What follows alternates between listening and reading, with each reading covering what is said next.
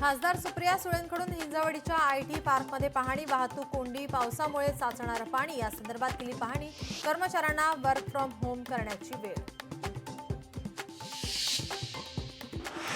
सरकार एका हाताने देतंय तर दुसऱ्या हाताने वसूल करतंय. छत्रपती संभाजीनगरमध्ये जिल्हा रुग्णालयात मोफत उपचार, घाटी रुग्णालयात उपचारासाठी शुल्क आकारावे लागतात.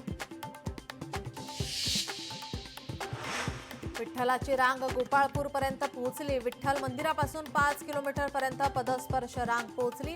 विठ्ठल दर्शनासाठी 15 तासांचा कालावधी. दर्शन रांगेत किमान 50,000 भाविक. तुळजाभवानी मंदिर परिसरात 8 पुजाऱ्यांना प्रवेश बंदी. मंदिर परिसरात तंबाखू खाऊन थुंकल्याप्रकरणी कारवाई. तुळजाभवानी मंदिर संस्थानचा निर्णय. परभणीत शक्तीपीठ विरोधात शेतकरी आक्रमक. मोजणीसाठी आलेल्या अधिकाऱ्यांना शेतकऱ्यांचा विरोध. शेतकरी आक्रमक झाल्याने अधिकारी माघारी परतले. अपुऱ्या बस सेवेचा विद्यार्थ्यांना फटका. बस वेळेत न आल्याने विद्यार्थ्यांना शाळेला उशीर. चंद्रपूर जिल्ह्यातील ग्रामीण भागातील प्रकार.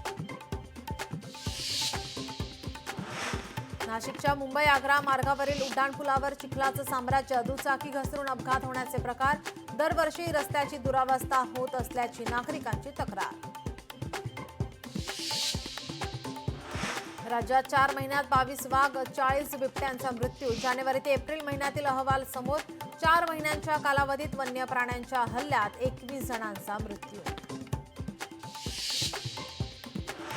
जळगाव MIDC परिसरात आकाशातून पडला धातूचा तुकडा. आकाशातून पडलेला धातूचा तुकडा तब्बल 16 किलोचा असल्याची माहिती.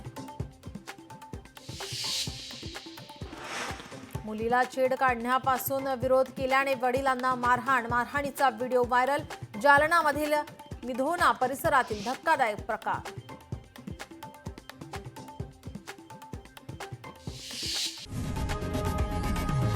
लोकशाही मराठी ऐका, पहा, जागरूक रहा.